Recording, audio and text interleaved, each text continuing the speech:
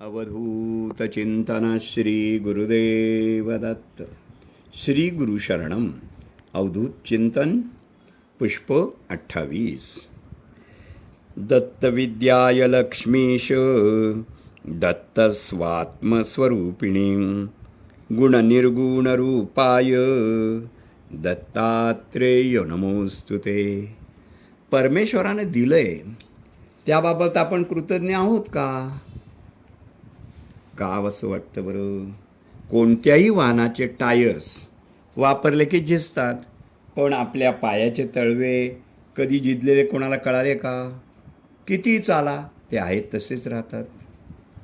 आपल्या शरीरात 75% पाणी असतं, लाखो नसा असतात, पण शरीरातून पाणी कधी एक थेंबही बाहेर लीक झालेला कळाला आहे का?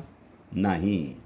कोणत्याही वस्तू आधाराविण उभी राहू शकत नाही, पण आपले शरीर स्वतःचा बॅलन्स सांभाळून किती वेळ उभे राहू शकते व चालूही शकते. कोणतीही बॅटरी चार्जिंगशिवाय फार काळ चालू शकत नाही, पण आपले हृदय जन्मापासून मृत्यूपर्यंत कोणत्याही चार्जिंगशिवाय न थांबता अव्याहत धडकत असते की नाही? कोणताही पंप मेंटेनन्सशिवाय सेवा देत नाही, पण आपल्या शरीरातील पंप कोणत्याही मेंटेनन्सशिवाय अहोरात्र चालू राहतो आणि शरीरभर कायम रक्त संचार सुरू ठेवतो. याबाबत कधी विचार केलाय? जगातील कोणत्याही अत्याधुनिक कॅमेऱ्यांचे मेगापिक्सललाही सीमा असते, पण आपले डोळे हजारो मेगापिक्सलच्या अत्युच्च गुणवत्तेने प्रत्येक दृश्य आपल्या कॅमेऱ्यात कैद करू शकते. कोणतेही प्रयोगशाळा सर्व चवींची टेस्ट करू शकत नाही, पण आपली जीभ कोणत्याही उपकरणाशिवाय हजारो चवी अगदी सहज ओळखू शकते. सगळ्यात काय, ॲडव्हान्स सेन्सरलाही एक सीमा असतेच ना. पण आपली त्वचा प्रत्येक सूक्ष्मातील सूक्ष्म संवेदना किंवा स्पर्श अगदी सहज जाणून देते.